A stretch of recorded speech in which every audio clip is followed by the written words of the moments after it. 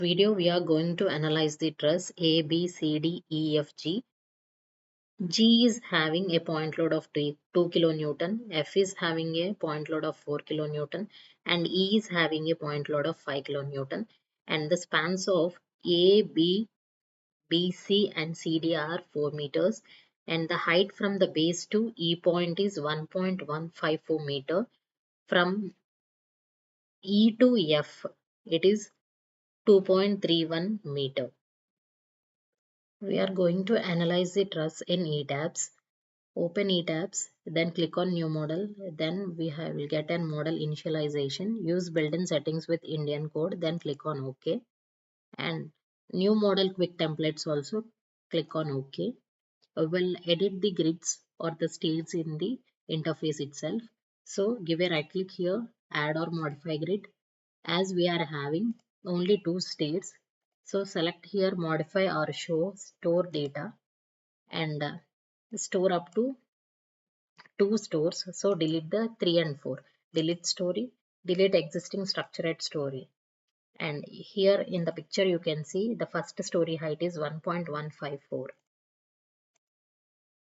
1.154 and the second one is 2.31, and then click on OK. And whereas a grid system, show modify or show grid system. In the picture you can see A, B, C, D is having an equal span of 4 meter, whereas the F point is at the middle of BC, so it is at 2 meters from B point at a height of 3.464 meter. So I am converting this one as 1, 2, 3, 4, 5, 6 spans. So in this I am giving 2 meter, 4 meter, 6 meter, 8 meter, and 10 meter and 12 meter. And there are no data regarding Y grid, so we are deleting that one and click on OK. And then OK. Then go to the elevation model, then click on one and then apply and then OK.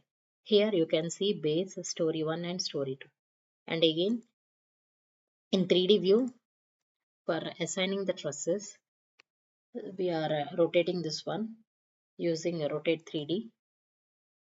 Before drawing the beam, select the beam. Then here there will be a property of object, and in that property will be there. In this, when we are scrolling down, you can see ISLB 600, ISWB 550, steel beam, steel column. So I'm going with ISLB 600. Otherwise, you can go for the define material properties, and you can add the HYSD 415 or AFE 345. And sectional properties also, frame sections. Add a new property, I section. From this also you can go. But it will be easy when we are going from this property type. So I'm clicking on quick draw beam. Here while we are clicking, the blue color symbol is being highlighted, and there are so many support conditions. So after drawing this truss, we'll erase these all. We'll take this freehand drawing beam from A point to center 1 and center 1 to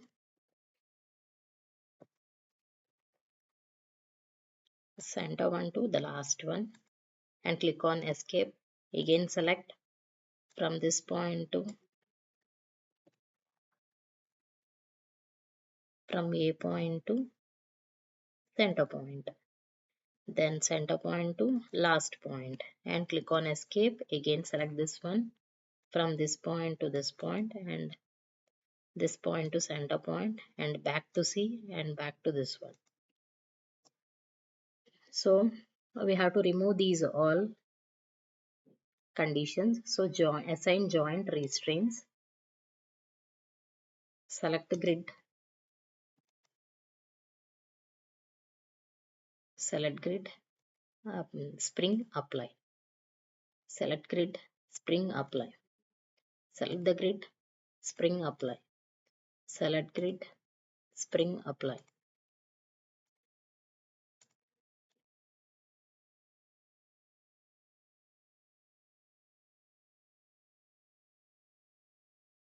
In the picture you can see A is having a fixed support and a D is having a roller support. So insert that one, roller support at this end and fixed support at this starting point. So click on OK. So before going for the analysis, we have to assign the load conditions, that is a joint load forces. In this picture you can see at G point the load is acting downward, and in Etabs you can see the direction of Z is it in positive Y direction, Z direction, but this one is coming in the downward direction. So we have to give it as -2 and select this grid and then apply. And at F -4, select this one, apply. At E5,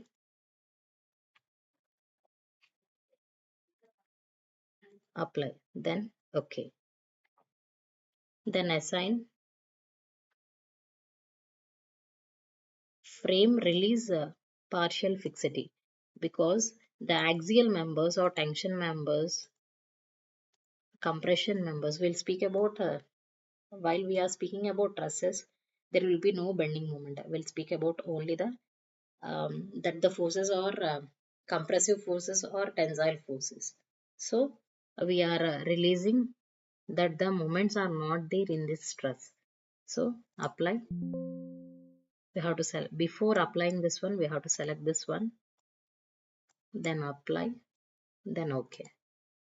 So you can see here that the beam should be having the compression load or compressive force or tensile force. So now we have to go for the analyze, check model, then click on OK.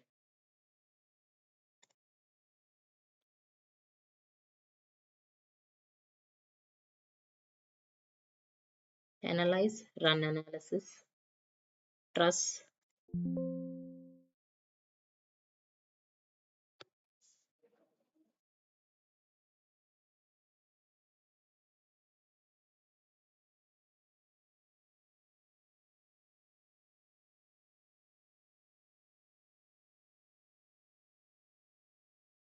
in display, force, axial forces, show values, apply, then OK. Here you can see the tensile forces and compressive forces on the truss.